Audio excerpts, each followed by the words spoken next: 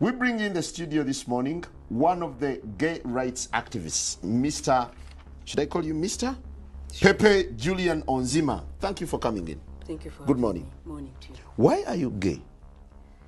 Who says I'm gay? You are gay.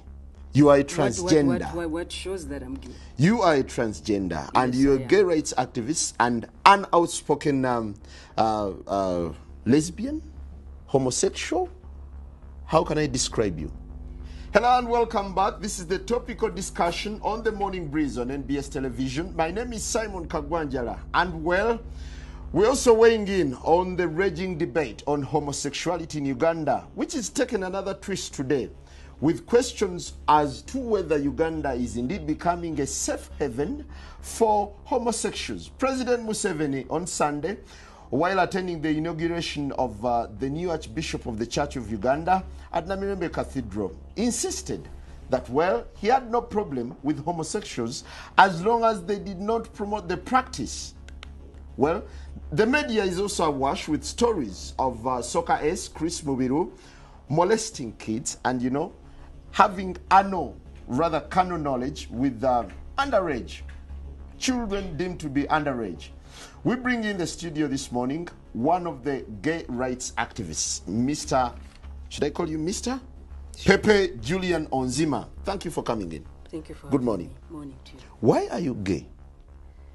Who says I'm gay? You are gay. You are a transgender. What shows that I'm gay? You are a transgender, yes, and you're a gay rights activist and an outspoken lesbian, homosexual. How can I describe you? I am Pepe Julian Onzima. I'm an LGBTI. What's that? Activist. I'm a human rights defender. I'll get to what it is. I'm a human rights defender, currently focusing on LGBTI issues. LGBTI means L is for lesbian, which is described as women who are attracted to each other, females who are attracted to each other, mentally, emotionally, and physically.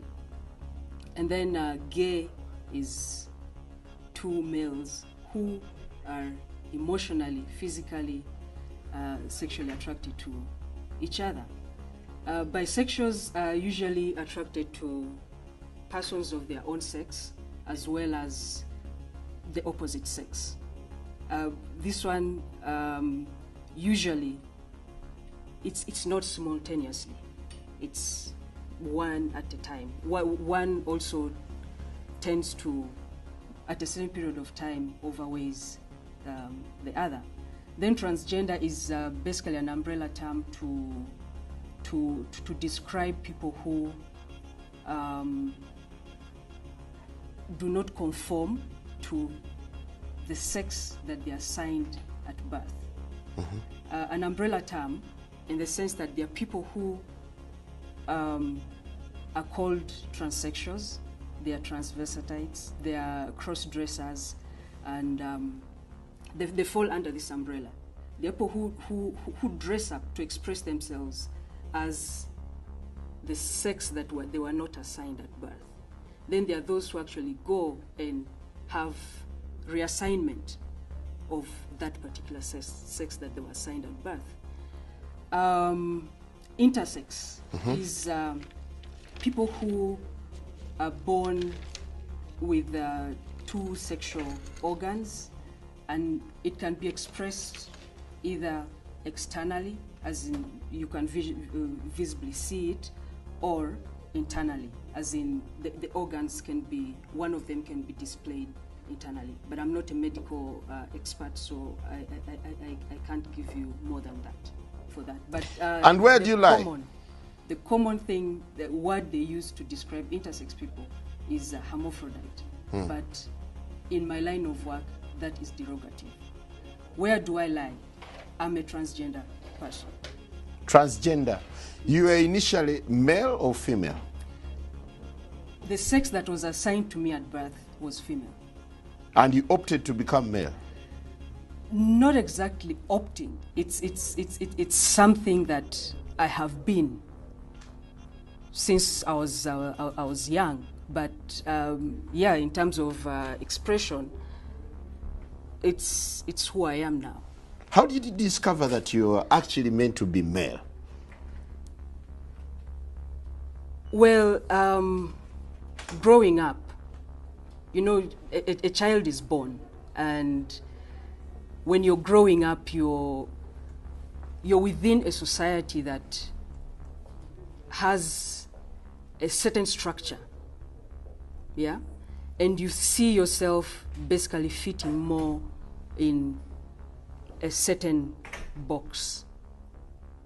I said I was born female, but my expression at that time and my internal sense of myself was male. So have you realigned yourself into being a male, or you still share both sexes? I am within transition. You're within transition? Yes. Now, we're looking at the raging debate. You're a gay rights activist. Why should someone be gay? Just for the record, I am not a gay rights activist. I believe there's nothing like gay rights. There is human rights. There is human rights. And there are humans who are gay and those who are not gay. So I'm a human rights activist who is advocating for equality for even people who have different sexual orientation or gender identity. So as we stand today, are you dating any female? Yes, I am. You have a girlfriend? Yes, I do. While in transition, you're having a girlfriend? Yes. Do you perform the natural obligations? I'm not sexually active right now. So what are you doing with this lady? By choice. By choice? Yeah. I've just not, I've chosen not to engage. Doesn't that make you gay? What do you mean, doesn't that make me gay? I am male and attracted to a female. So who is gay? I described a gay person earlier. Someone attracted to the same sex. To the same sex. Yeah, mentally, emotionally, physically, sexually. So as a human rights activist, what do you think of gays? Are they normal? Is it normal to be gay? Absolutely. I mean, most people, we had a chat a little earlier, and gay people are born that way. They are born gay. Yeah? Because you tend to realize yourself as, or find out these changes in you when you're a child. But because of the structures of the society as it is now about male and female, all those boxes that are placed there, if as a male I'm attracted to another male, when we're growing up, the structure is, okay, Simon has a son. Simon will marry, they sort of betroth you as kids, you know. They will be like, Simon's son will marry Pepe's daughter, yeah? But then Pepe's daughter or Simon's son realizes that as he's growing up, actually this thing is not working. You know, he's not attracted to my daughter, but he's attracted to my son. But because society dictates that it should be my daughter with your son, then people tend to hide who they are. And then people think that it's a choice. But the whole feeling, the physical, the emotional begins at a very early stage. And when people get to an age of puberty where in most cases people get sexually active, most gay people do not express with the same sex due to fear, due to because they do not want to be seen as not being part of the society. But gay people are actually born with this orientation.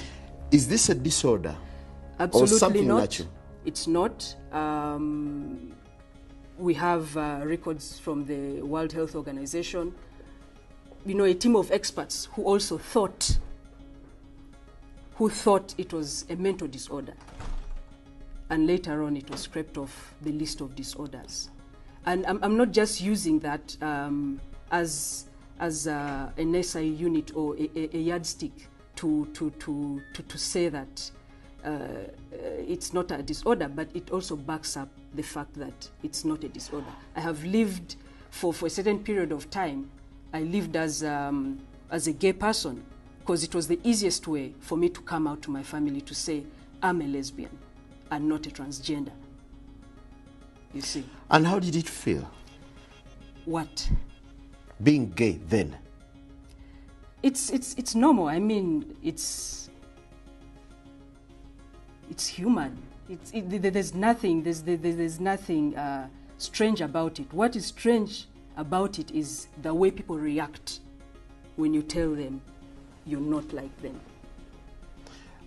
What do you think of the stereotype that this gay culture has received in Uganda? It's very disheartening. We are humans, we are Ugandans, we've been born here, we've been raised here, we've gone to school here. Some of us have been forced to get married here. So this is a country for all of us. But the stereotype is really hurtful because as a transgender person, I've described to you that I'm attracted to female. That if it came down to my sexual orientation, I'm heterosexual.